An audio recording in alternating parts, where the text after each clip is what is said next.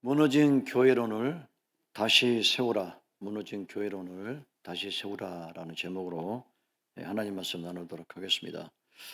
목회를 하다 보면 아주 다사다난한 여러 가지 케이스와 여러 가지 많은 사건들을 목격하게 됩니다. 그리고 그 사건들을 목격하면서 많은 깨달음을 갖게 되고, 정말 하나님께서는 이렇게 역사하시는구나, 또 이제 저렇게도 또 징계하시구나 하시는구나 라는 것을 많이 깨닫게 됩니다. 저는 여러분들에게 설교 시작부터 부탁드리고 싶은 것은, 절대로 여러분들은 제가 지금 언급하는 이런 분들의 그런 불순한 태도를 절대 따라하지 않으셨으면 좋겠습니다. 여러분들 정말 하나님 앞에서 우리가 하나님을 사랑하기도 해야 되지만, 하나님 앞에서 정말 우리가 경외심을 가지고 주님을 두려움으로 섬기는 그 믿음의 차서도 우리에게는 너무나 중요하기 때문입니다. 제가 목회를 6군데를 부교육자 시절을 지냈는데, 그 예배를 하다 보니까 정말 좋은 기억을 갖고 있는 분들이 있어요. 정말 저 사람은 목회자보다 훨씬 뛰어나다. 천국 천사 같은 사람이다. 성자다. 어떻게 성도가 저렇게 아름다울 수 있나? 어떻게 성도가 저렇게 믿음 생활을 잘할 수 있나? 이렇게 감동을 주는 사람이 있습니다. 그 반면에 그와는 정반대의 사람, 아주 어둡고 저렇게 예수를 믿으면 안 되는데 라는 생각을 절로 갖게 만드는 그런 분들을 만나게 됩니다. 제가 3분 정도를 기억하게 되는데, 이 3분은 예배 드릴 때 그 예배 드리는 어떤 패턴, 행동이 똑같아요. 그러니까 제가 교회는 각각 다르지만, 그분들이 있었던 곳은 다르지만, 예배 드리는 태도가 이 3사람이 똑같습니다. 이분들은 무슨 행동을 하냐면, 목사님이 축도를 하기 전에 꼭 나가요. 여러분, 예배의 끝이 뭐죠? 예배 끝은 축도거든요. 축도라는 것은 목회자가 설교를 듣고 전하고 성도들에게 성부, 성자, 성령 이름으로 축복을 하는 시간입니다. 굉장히 중요한 시간이에요. 그런데 그 축도를 하기 전에 꼭 밖으로 나갑니다. 물론 직장이 또 사정이 생겨서, 아니면 어떤 부득이한 일 때문에 빨리 나갈 수는 있겠지만, 이분들은 이상하게 꼭 그 시간이 되면 밖으로 쌩하고 나가는, 교인은 다르지만 이 3분의 패턴은 똑같았어요. 그런데 제가 어느 날 그 목사님 중에 한 분이, 그분은 경상도 분입니다. 그분이 화가 여기까지 났습니다. 그러면서 목양실로 들어오더니, 그 인간은 와 그러노? 와 그러노? 그 인간은 왜 축도하기 전에 꼭 도망가노? 목사님이 그게 한 번 아니고 2번, 3번 반복되다 보니까 이게 눈에가 딱 걸리는 거고, 목회자가 설교할 때 여러분들 예배 드릴 때 그분이 계속해서 나가면 성도들도 암묵적으로 그게 전달을 받는 거죠. 저분은 예배 드리기 전에 나가버리는구나. 그게 한 번도 아니고 여러 번 되다 보면 성도들이 그 소문이 나서 다 알아요. 그분은 축도하기 전에 도망간다. 목사님도 그걸 알아요. 그 목사님이 와 그러나 그 인간은 도대체 그 축도 조금 바꿔가면 뭐가 문제라고 꼭 그 이전에 사라져가지고 목회자에게 예배 분위기를 해치고 목회자에게 상처를 주나, 이런 얘기를 제가 들었습니다. 물론 저도 뒤에서 안내를 하기 때문에 너무 그게 잘 보여요. 저분은 왜 그러나, 왜 저런 행동을 하나. 제가 볼 때는 그분이 목사님을 별로 안 좋아하는 것 같아요. 이 3분 다 그런 것 같아요. 목회자에 대한 어떤 약간 보이지 않는 어떤 시의 정도 되는, 당신의 축도는 필요 없다. 나는 여기서 끝이고 그냥 3분의 2만 드리고 집에 가겠다라는 그런 행동이에요. 그런데 이분들이 지금 제가 이제 목회를 하고 지나오지 않습니까? 이분들에 대한 이야기를 들었어요. 이게 들려오죠. 왜냐하면 아무래도 이제 목회를 쭉 하다 보니까 그분도 연결이 되고 이제 그분들에 대한 정보를 듣게 되는데, 한 분은 안수 집사님이에요. 2분은 그냥 소리 집사님이에요. 그런데 이 3분의 말로가 너무 처참하고 어두웠다는 얘기입니다.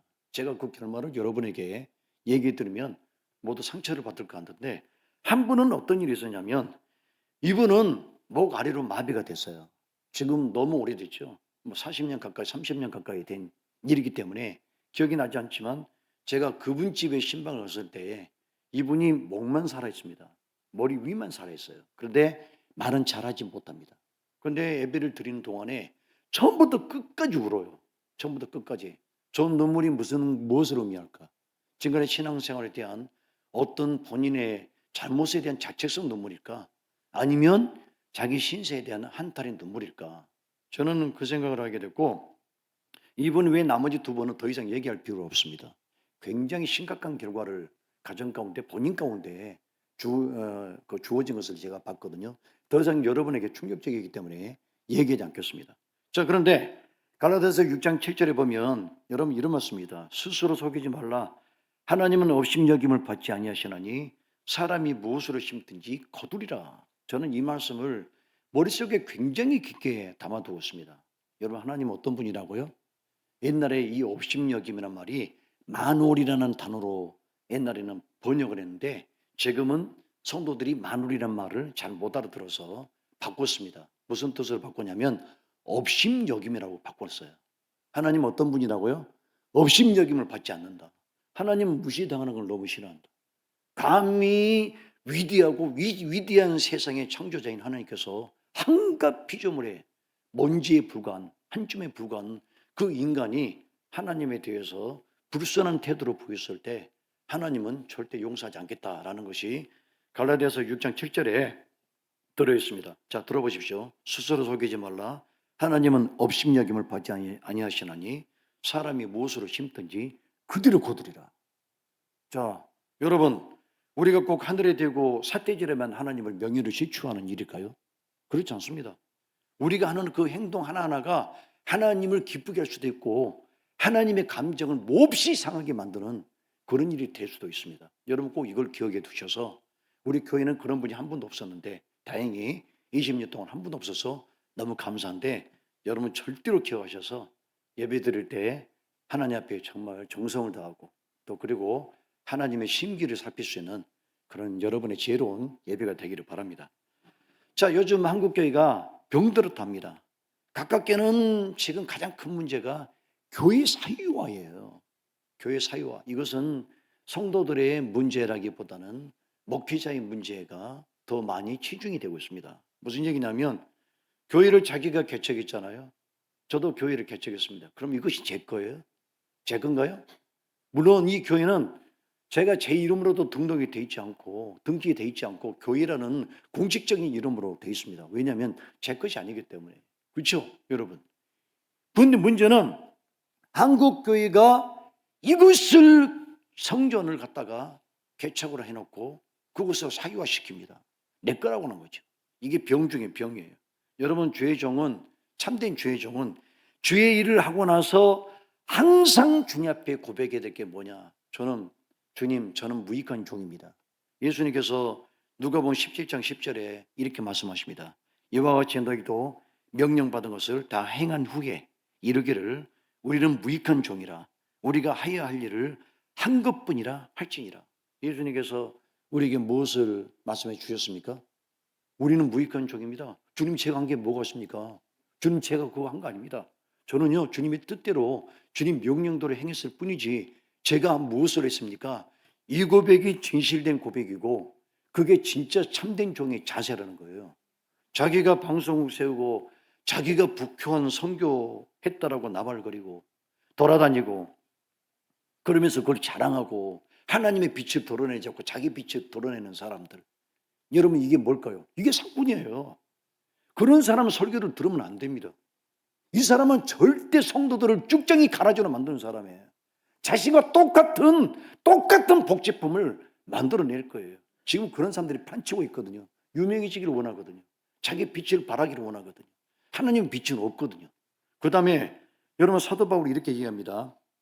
고린도전서 15장 10절, 고린도전서 15장 10절, 이렇게 자신의 사역을 고백합니다. 그러나 내가 나된 것은 하나님의 은혜로 된 것이니 내게 주신 그의 은혜가 헛되지 아니하여 내가 모든 사도보다 더 많이 수고했으나 내가 한 것이 아니요 오직 나와 함께 하신 하나님의 은혜로라. 여러분, 바울이 누굽니까?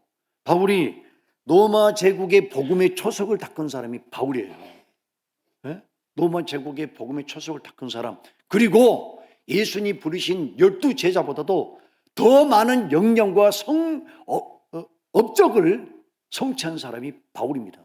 근데 바울이 고린도전서 15장 10절에서 뭐랍니까? 내가 한 것이 아니다. 하나님의 은혜가 그렇게 한 것이다. 여러분 이런 겸손된 마음으로 사도 바울이 죄종의 처세와 태도를 우리에게 가르치고 있지 않습니까? 그런데 내가 다 했어. 내가 얼마나 고생했는데 이게 교만이고 이게 가라지고 이게 쭉정이고 이게 사꾼의 태도입니다. 이게 태도. 한국교회 병폐가 뭐냐? 교회 사유와 교회를 내 거라고 생각하는 거. 그러니까 사라지지 않는 거예요. 지워놓고 사라져 버려야 돼요. 없어져 버려야 돼요. 죽이 되든 밥이 되든 주님께 맡겨야 돼요. 나는 거기까지만 일을 하고 그 다음에 모세가 가나안 입구까지 이스라엘 백성들을 데려놓고 나머지 가나안 정복을 누구에게 맡깁니까? 여호수아에게 맡겼지 않습니까? 주님의 뜻이 바로 그거예요. 우리는 퍼즐 역할을 해야지 내가 그림 전체를 다 그린다라고 생각하면 그게 바로 루시퍼가 되는 겁니다. 여러분 두 번째, 교회가 지금 한국교회가 뭐가 문제냐? 영적인 태화입니다. 영적인 태화. 무슨 얘기냐? 교회가 하나님의 능력과 성령을 경험해야 됩니다. 성도들이 하나님을 살아계십니다. 성령의 불을 받았습니다. 저는 이제까지 이론으로만 주님을 알았습니다. 그러나 성령을 받고 주님의 실존을 깨달았습니다. 이런 고백들이 이구동성으로 나와야 됩니다. 지금 한국교회에서 그런 얘기들이 나옵니까? 지금 한국교회에서 그런 고백들이 나와요? 저 성령 받았어요. 간증할게요. 이런 게 나옵니까? 많은 분들이 아볼로 같은 성령을 받은 아볼로 같은 사람, 지식은 성경으로 충만한데 성령이 있는 것인지 없는 것인지를 모르는 분들, 이런 분들이 주 대세를 이룹니다. 이게 한국교회는 영적으로 퇴화하고 있는 거죠. 굉장히 심각한 문제죠. 껍데기만 살아있는 거고 그 속에 경건의 능력을 잃어버린 시대가 됐다는 겁니다. 세 번째 문제가 뭐냐? 교회가 정치 토론장이 되어버렸습니다. 정치 토론장. 무슨 얘기냐면 목회자가 설교를 하지 않습니까? 그러면 그렇게 들어요. 목사님은 오늘은 여당 설교를 하느냐 야당 지지 설교를 하느냐. 목사님 설교를 그렇게 분석을 해요. 정치 분석을 해요. 여러분 목회자는 앞에서 뭘 전하는 거죠? 복음을 전하는 겁니다. 목회자는 정치 이야기에 대해서 중점을 두면 안 됩니다. 물론 가끔 가다가 시사적인 우리가 설교를 할 수 있겠지만 교회라는 것은 정치 토론장이 아닙니다. 여야를 내세워서 각을 세우는 것이 교회가 아닙니다. 근데 왜? 여러분 유튜브 보십시오. 얼마나 정치 얘기를 많이 합니까? 그 목사님 유튜브가 떠요. 많은 사람이 지지를 받아요. 그게 목사입니까? 그게 교회입니까? 여러분 여기에 지금 정치 토론 들으려고 오신 거예요? 그러려면 YTN 연합뉴스를 보세요. 얼마나 많은 사람이 나와서 여야 그 대토론을 하면서 누가 옳고 그런 얘기를 하지 않습니까? 들으려면 거기 가세요. 그런데 문제는 많은 사람이 목회자 설교를 뭐라 하냐면 우리 목사님은 오늘 여당을 지지하는 설교를 했다. 오늘은 야당을 지지하는 설교를 했다. 저는 그런 설교를 한 적이 없어요. 그렇게 하려고 하지도 않아요. 근데 아주 인식적으로 해석을 하는 거죠. 미국에서 이런 일이 있었습니다. 미국에 지금 미국도 첨예하게 교회가 정치 그 성향을 가지고 성도들이 나누게 됩니다. 한쪽은 보수예요. 한쪽은 진보예요. 그런데 목사님이 자꾸 보수에 관련된 설교를 하다 보니까 진보 쪽에 있는 성도들이 다 교회를 나가버렸어요. 그래가지고 나머지 보수 성도만 남았다는 거죠. 그러니까 이게 무슨 얘기입니까? 교회가 완전히 정치와 결탁하는 그런 장소가 되어서 여러분 중세시대가 왜 타락했습니까? 중세시대 교회 타락을 보면 지금 한국교회 타락이 똑같아요. 교회사를 읽어보면 알아요. 교회가 어떻게 타락했는지 우리도 모르게 타락했고 우리도 모르게 그 몸이 묻어가고 있습니다. 많은 분들이 모르는 거예요. 중세시대가 왜 타락했느냐? 정치가 권력과 교회가 정치와 교탁을 했어요. 그러다 보니까 목회자가 정치적 힘을 얻게 됐죠. 무슨 일 하겠습니까? 복음 전파합니까? 성도들의 영성을 깨웁니까? 중생화 시킵니까? 안 그런다는 거죠. 이게 문제라는 거예요. 그래서 이런 큰 문제를 안고 있는데 제가 오늘 여러분에게 드리고 싶은 얘기는 뭐냐? 마지막 네 번째, 한국교회의 가장 큰 병폐는 자 따라서 하겠습니다. 교회를 잃어버리고 있다. 교회론을 잃어버리고 있다. 여기는 왜 안 따라해? 여기는 1분당 왜 안 따라해? 교회론을 잃어버리고 있다. 오늘 제목이 뭐예요? 무너진 교회론을 다시 세우라. 다 생각이 있어서 하는 얘기예요. 제가 교회론 설교한 적 있습니까? 교회론 설교 한 번도 한 적이 없어요. 제가 이거 쭉 묵상해가지고 적어놨다가 언젠가는 내가 이 교회론에 대해서 다시 한번 설교를 해야 되겠다. 지금 한국 교회가 가장 큰 문제가 뭐냐면 여러분 신학을 하지 않습니까? 신학을 하게 되면 조직신학이라는 것을 배워요. 그 조직 신학 안에 뭐가 들어있느냐? 그리스도론, 성령론, 그렇죠? 예, 배우게 됩니다. 그 다음에 인간론을 배우게 됩니다. 아주 다양한 신학의 가지들이 널려 있습니다. 그런데 그 안에가 교회론이 있어요. 왜 교회가 있느냐? 왜 우리는 교회에서 예배를 드려야 되느냐? 거기에 대한 정확한 내용과 규명이 이 조직신학 안에 들어있습니다. 문제는 한국교회가 교회론이 지금 없어졌어요. 이 교회론이 점점점 우리 머릿속에서 사라져버리고 있습니다. 자, 본문으로 들어가 봅시다. 오늘 에베소서 사도 바울이 교회론에 대해서 어떻게 이야기하는지 한번 이 본문에 대해서 우리가 읽어보면서 교회론을 다시 한번 확립하도록 하겠습니다. 15절에서 우리가 23절까지 읽었지만 먼저 22절에서 23절 교회는 어떤 곳이냐 한번 보도록 하겠습니다. 22절, 23절 시작. 또 만물을 그의 발 아래 복종하게 하시고 그를 만물 위에 교회의 머리로 삼으셨느니라. 교회는 그의 몸이니 만물 안에서 만물을 충만하게 하시는 이의 충만함이니라. 아멘. 교회의 머리가 누구예요? 교회의 머리는 그리스도예요. 그런데 교회는 오늘 에베소서 본문에서 뭐라고 규정하고 있습니까? 예수님의 몸이다. 예수님의 몸이다라는 거죠. 다시 말하면 생명체라는 거예요. 생명체. 우리 많은 성도들은 교회라는 것을 머릿속에 떠오르면 어떻게 기억을 하냐면 공간, 그 다음에 콘크리트 건물, 그죠? 우리는 대개 교회를 그렇게 기억해요. 이런 건조한 개념을 갖고 있거든요. 그런데 오늘 성경에서는 교회를 뭐라고 얘기했습니까? 예수님의 몸뚱아리. 그래서 교회는 생명체라고 얘기합니다. 자, 그러면 여러분 왜 교회가 생명체가 되냐면 지금 제가 이 팔을 움직입니다. 이 팔을 움직일 때 이 팔은 누구의 명령을 받고 있는 겁니까? 지 스스로 움직이고 지금 굽히고 팔 펴고 하고 있는 겁니까? 아니죠. 내 머리에 지시를 받아가지고 펴고 접고 이걸 하고 있는 거죠.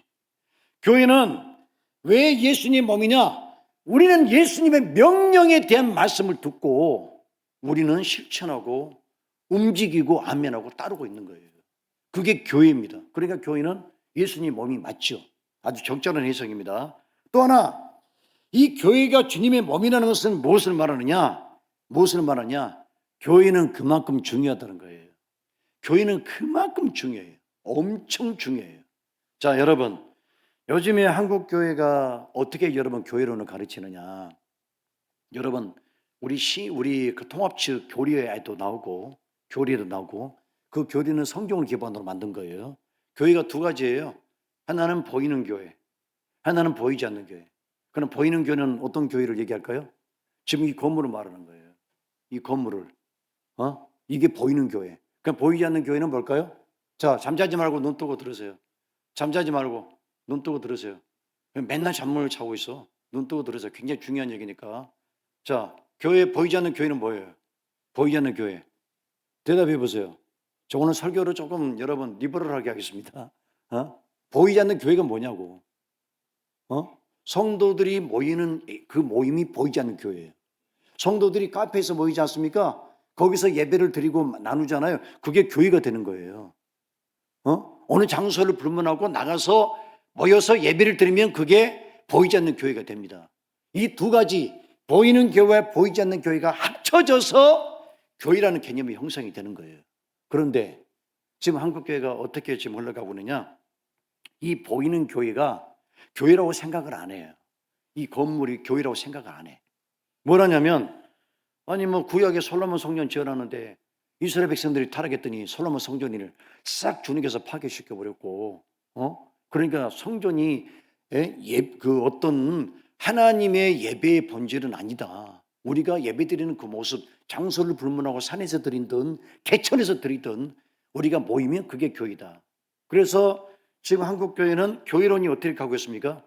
이 보이는 교회를 무시를 해버리는 거예요.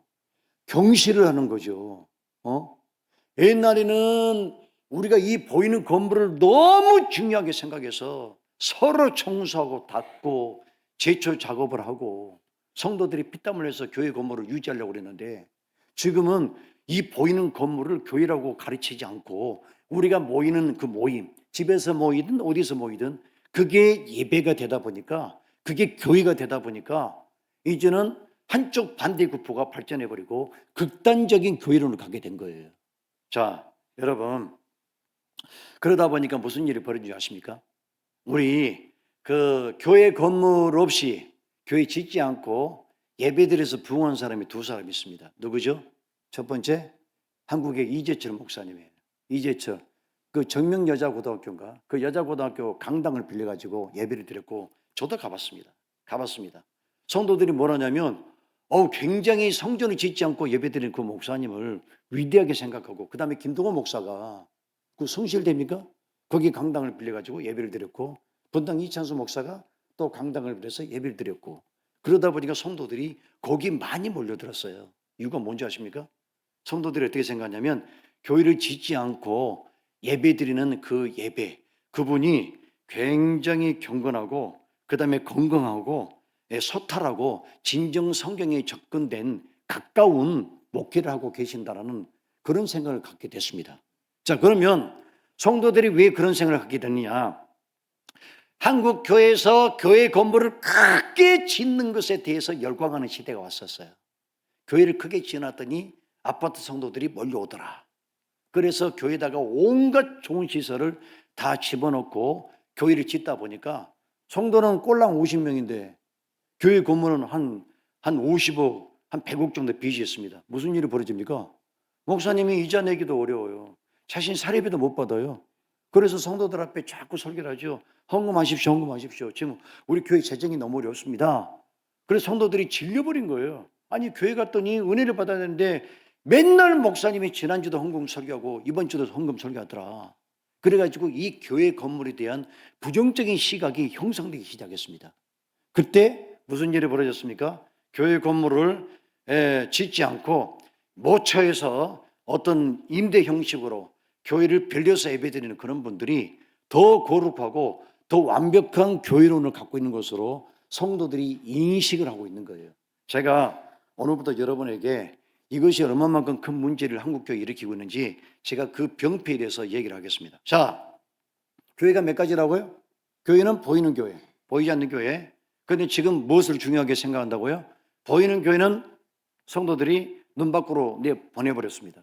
이제 건물은 중요하지 않다. 그러다 보니까 보이지 않는 교회, 우리들이 모이면 그건 교회고 그건 정상적이고 아름다운 것이다. 더 거룩한 것이다. 이런 개념이 갖고 있다는 거죠. 자, 어떤 일이 벌어지냐면 이 교회를 무시하다, 건물을 무시하다 보니까 여러분, 우리가 지금 이 속에 물이 들어있어요. 물이 들어있습니다. 컵 속에 물이 들어있습니다. 물이 없으면 이 컵은 어때요? 완벽한 역할을 하고 있나요? 못하고 있나요? 물이 없어 이 속에. 완벽한 역할을 하고 있는 것 같지 않죠. 왜? 컵은 물을 담기 위해서 있는 겁니다. 물을 담고 있는 거죠. 그러니까 이 겉이 있어야 되고 속에 내용물이 있어야 돼요. 이 두 가지가 다 있어야 이 컵이 역할이 있는 거예요. 그런데 하나, 만약에 물만 있으면 무슨 일이 벌어지겠습니까? 물을 어떻게 담아놓을 거예요? 물이 엎질러지는 거죠. 물을 담을 그릇이 있어야 되죠. 그 다음에 그릇만 있으면 되겠습니까? 이 컵 속에 물이 들어가 있어야죠. 그래야 물컵이 되는 거예요. 그래야 정당한 목적을 가지고 사용될 수 있는 겁니다. 그러니까 무엇이 돼야 되겠습니까? 보이는 교회와 보이지 않는 교회가 두 가지 다 두 날개로 가운데 중간을 지켜야 된다는 거예요. 그런데 지금 무엇이 우리에게 퍼지고 있다고요? 건물을 무시하는, 이 건물을 짓는 것을 아무렇지 않게 생각하고 그 다음에 경솔히 생각하는, 그리고 쓸데없는 짓으로 생각하는 그런 성도들의 개념과 교회론이 형성이 되기 시작했습니다. 자, 그러다 보니까 무슨 일이 벌어지느냐? 자, 첫 번째, 플로팅 성도가 생산되기 시작했어요. 플로팅이 뭔가요? 물이 뜨는 거예요. 기름 위에 물이 뜨죠. 교회론이 없고 건물이 교회라고 가르치지 않으니까 그 성도들 마음속에 뭐가 형성이 되냐면, 내가 여기 가서 예배드리면 어떻고, 저기 가서 예배드리면 어떻고, 한가람교회에서 한 주 예배드리고, 제일교회에서 한번 예배드리고, 신성교회에서 한번 예배드리고, 중북교회에서 예배드리는 이런 플로팅 성도들이 나오기 시작했어요. 여러분, 그래요 안 그래요? 교회론이라는 것은 건물 자체를 자기 머릿속에 담아두지 않기 때문에 뿌리를 내리지 못하는 겁니다. 뿌리를. 그러다 보면, 자, 그러면 우리는 그러겠죠. 아니, 목사님, 우리가 여기서 예배드리고 저기서 예배드리고 하다 보면은 여러 가지 설교를 들어서 우리 믿음이 점점 좋아지고 굳건해지지 않겠습니까? 이런 생각을 하게 되겠죠. 이게 여러분 얼마나 무서운 생긴지 아세요? 자, 여러분 이 플로팅 성도들이 앞으로 어떻게 발전하냐면 플로팅, 그러니까 이 교회 다니다 저 교회 다니다 3개월, 6개월, 그 다음에 1년 단위로 옮겨 다녀요. 이 성도가 앞으로 어떻게 나갈까요? 어떻게 발전될 것 같아요? 더 믿음이 충만해지고 막 수많은 소리를 들으니까 또 막 은혜 충만해지는 그런 사람으로 변모할까요? 아닙니다. 뭐냐면 나중에 몇 개월 다니다 보니까 다닐 교회가 없어. 다 다녀봤어. 그럼 어디로 들어가요? 집으로 들어가요. 그래서 인터넷 예배를 드려요. 유튜브 예배를 드립니다. 그 유튜브 예배 드린 분이 나중에 유튜브를 계속 들을까요? 그럼 들었다가 안 들었다 해요. 그럼 뭐로 나가죠? 가난한 성도가 되는 거예요. 안 나갈 성도. 점점 믿음이 떨어져요.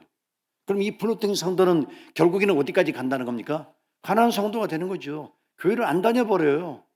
교회를 안 다닌다고. 이게 마귀가 주는 지금 작전이에요. 작전. 여러분 D.L. 무디라고 미국의 유명 부흥사가 있죠. 그 목사님에게 청년 한 명이 찾아왔습니다. 목사님, 굳이 꼭 교회를 나가야 되겠습니까? 왜? 저는 교회 안 나가고요. 집에서 혼자 예배 드리는데요. 성경도 혼자 충분히 읽고 있고 혼자서 예배도 드리고 있고 근데 꼭 굳이 교회 나가서 성도들한테 예배 드리다 상처받고 서로 인간관계 안 좋아지고 그렇게 하면서까지 교회를 다녀야 됩니까? D.L. 무디가 얼마나 똑똑하게 얘기를 했냐면 반박하거나 교리로 설명하지 않았습니다. 그 앞에 벽난로가 있었어요. 벽난로. 그 벽난로 앞에 타고 있는 숯불을 하나씩 집게로 꺼냈어요. 여러분 꺼내서 널어놨습니다. 어떤 일이 벌어졌을까요? 숯불이 다 꺼져버렸겠죠. 너 봤지? 너 봤지? 벽난로가 교회야. 이게 바로 네 모습이야. 앞으로 네 모습이라고. 너는 이렇게 될 거야. 지금은 네가 믿고 하나님을 따르고 성경을 묵상하는지 모르겠지만 너는 장차 하나님 믿지 않는 상태로 나갈 거야. 그 청년이 거기서 은혜를 받았대요. 그래가지고 교회 나가겠습니다. 여러분 그거예요. 지금 이 교회론이 우리가 원래는 이 건물을 너무 신성시하는 것도 문제겠죠. 목사님 한 분이 거기 교회 예배 어디 강사로 갔는데 그 담임 목사님이 그분한테 하는 얘기가 저기 목사님 양말을 신으시죠? 저 집에서 새 양말을 신고 왔는데 했더니 아니요. 양말을 저희 교회에서 제공하는 양말을 신으세요. 했더니 빨간 양말을 주시더래요. 그래서 아니 목사님 이거 신고 올라가면 뭐 무슨 문제가 있습니까? 아닙니다. 그 단상이 거룩한 곳이기 때문에 우리 교회에서는 빨간 양말을 신고 올라가야 됩니다. 그 목사님이 얼마나 당황했겠습니까? 이게 뭐죠? 교회를 너무 신성히 여기는 거죠. 너무 극단적으로 가는 거죠. 그런데 중요한 것은 뭐냐면 중간이에요. 중간. 우리는 중간을 잃어버리겠어요. 그러다 보니까 건강을 잃어버리죠. 한쪽에 편식된 음식을 편애하는 음식을 먹고 있는 거죠. 이게 문제라는 겁니다. 그래서 우리가 생각해 뭐냐. 교회론을 잃어버리면 이런 일이 벌어진다. 플로팅 성도를 한국에서 번역하기를 유목 성도로 하는 거예요. 미국의 성도들이 그렇게 지금 나오고 있어요. 그런데 한국이 똑같이 따라오고 있어요. 이런 문제라는 거. 두 번째, 교회론이 무너지면 어떤 일이 벌어지냐. 영적 소비자가 됩니다. 스피리추얼 컨슈머가 됩니다. 무슨 얘기일까요? 교회론이 없는 사람은 교회를 뭐라고 대하냐면 백화점으로 대하는 거예요. 백화점으로. 여러분이 한 군데 백화점만 가십니까? 아니죠. 이 교회 이 백화점은 신발이 싸고 이 백화점은 옷이 싸. 그러니까 신발이 싼 곳을 갔을 때는 이 백화점을 가고 그 다음에 옷을 살 때는 이 백화점을 갑니다. 교회를 그렇게 대해요. 백화점으로 대해요. 많은 분들이 뭐라 하냐면 교회를 여러 군데 다니다 보면 이런 얘기를 합니다. 이 교회 갔더니 목사님 설교가 너무 은혜가 안 되더라. 너무 졸립더라. 그런데 점심은 진짜 맛있게 하더라. 그렇게 됩니다. 또 그 다음에 다른 교회 가면은 이 교회 갔더니 목사님 설교도 별로고 점심도 별론데 주차장이 넓어서 너무 좋더라. 너무 좋더라. 그런데 어떤 분은 이 교회 갔더니 주차장도 괜찮고 맛도 괜찮고 목사님 설교도 괜찮더라. 여러분 우리 교회는 어떤 교회에 속합니까? 주차장이 넓어요. 주차장 고민 안 해. 여러분 교회 한번 가보세요. 주차 때문에 난리가 나고 그 다음에 나오다가 서로 싸우고 그게 목사님이 광고 시간에 주차장에 싸우지 말라는 이런 광고라고. 우리 교회는 싸울 일이 별로 없습니다. 왜냐하면 널어놓으면 돼. 워낙 주차장이 넓으니까. 제가 32살 땐가 전단지 하나를 받았습니다. 교회 전단지. 뭐라고 써있는지 아십니까? 넓은 주차장. 1번 넓은 주차장. 그 다음 2번 500명이 한꺼번에 들어가는 안락한 예배실. 이렇게 써놨더라고. 근데 제가 딱 그걸 보는 순간에 뭐가 생각이 나냐면, 옛날 영화 보러 가면 광고가 나와요. 광고가 넓은 주차장, 맛있는 냉면, 그리고 갈비, 여러분을 초대합니다. 초원의 식당. 딱 그게 생각이 나는 거예요. 진짜야. 딱 그게 생각이 나는 거예요. 와, 교회가 이렇게 돼가는구나.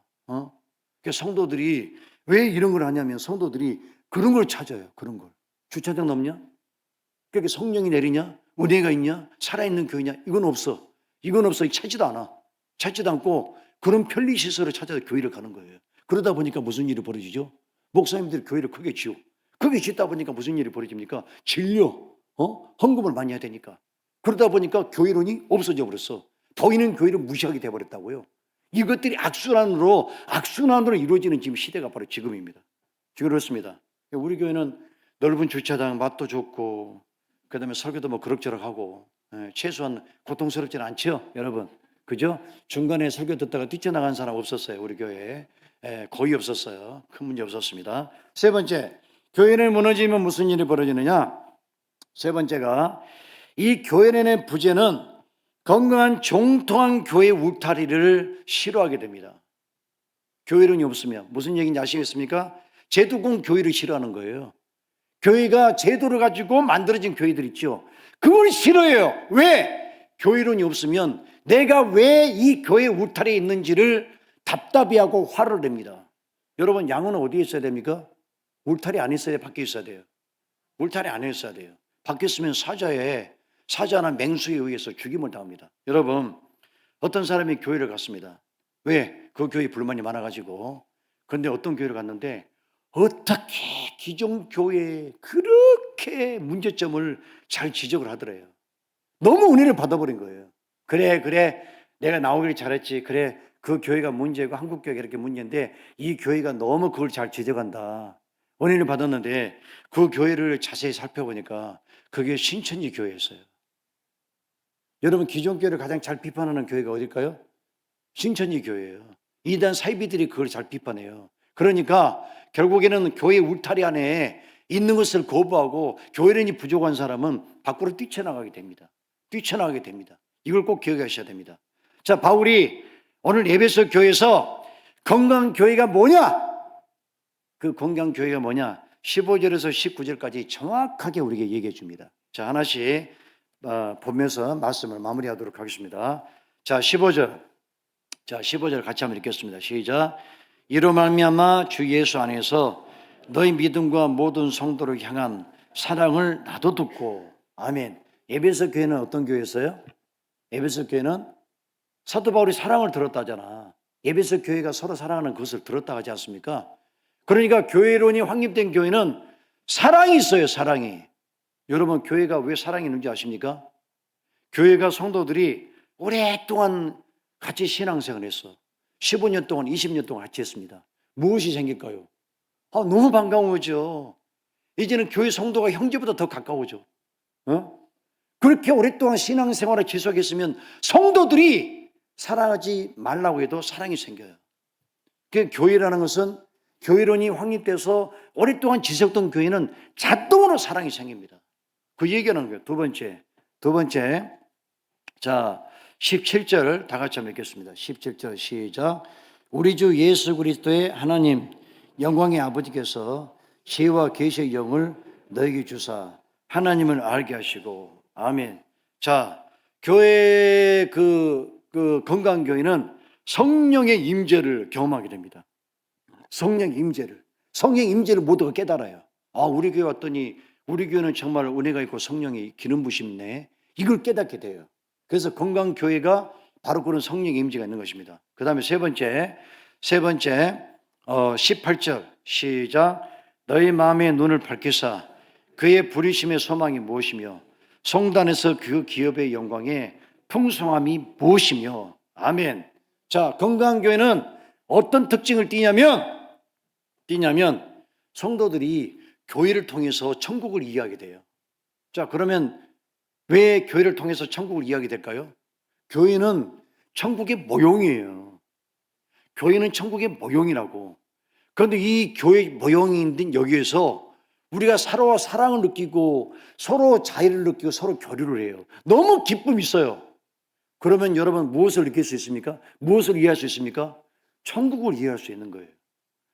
그런데 교회에서 서로 싸우고 서로 멱살잡이하고 서로 분투하고 쟁투하고 이러면 천국이 이해가 될까요? 이해가 안 돼요. 교회에서 교회론이 확립되면 서로 성도들이 여기 사랑을 함을 통해서 천국을 이해하게 됩니다. 이해하게 됩니다. 그 얘기를 하는 거예요. 네 번째 19절 시작. 그의 힘의 위력으로 역사하심을 따라 믿는 우리에게 베푸신 능력에 지극히 크심이 어떤 것을 너희로 알게 하시기를 구하노라. 아멘. 자, 교회론이 확립된 성도들이 모인 교회에 어떤 일이 벌어질까요? 성령의 능력을 알죠. 하나님의 능력을 알아요. 그러다 보니까 기도하게 되고, 그러다 보니까 은혜가 충만하게 되고, 그러다 보니까 거듭나게 되고 더 굳건하고 완벽한 교회로 거듭나게 됩니다. 자, 그래서 오늘 한국교회 우리 성도들이 필요한 게 뭐냐? 뭐가 필요하다고요? 성령론도 필요합니다. 그리스도론도 잘 알아야 되겠습니다. 그런데 지금 한국교회의 문제는 뭐냐? 교회론이 무너지고 있다는 거. 그래서 성도들이 뿌리를 내리지 못하고 한교에 충성하지 못하고 이 교회 저 교회를 떠돌다가 결국에는 가난한 성도로 전락하는 그런 일들이 반복되게 일어나고 있다는 얘기입니다. 여러분 이것을 잊어버리지 말고 여러분 충성되게 하나님을 섬기고 교회를 섬기는 우리 바른 한가람교회 성도들이 되시기를 주의 이름으로 축원합니다. 기도하겠습니다. 자비하신 아버지 감사합니다. 오늘날 한국교회 교회론이 무너지고 있습니다. 교회를 소중히 여기지 않습니다. 교회를 백화점처럼 가게처럼 여깁니다. 내가 필요한 것만 찾아서 가는 교회들이 우리들 가운데 확립이 되었습니다. 이러다 보니 한국교회는 점점 힘을 잃어버리고 많은 성도들이 교회에 정착하지 못하고 또 그리고 교회를 통해서 하나님의 은혜를 누리지 못하는 일들이 반복되고 있습니다. 아버지 저희 가운데 건강한 교회론을 갖게 도와주시옵소서. 우리가 밖에서 모이는 우리 모임도 교회가 되지만 이 성전에서 예배드리는 이 건물이 너무 중요하다는 것, 이 성전이 너무 중요하다는 사실, 이것을 잊지 말고 하나님을 섬기고 교회에서 열심히 헌신 봉사하는 주의 종들이 될 수 있도록 함께하여 주시옵소서. 예수 이름으로 기도합니다. 아멘.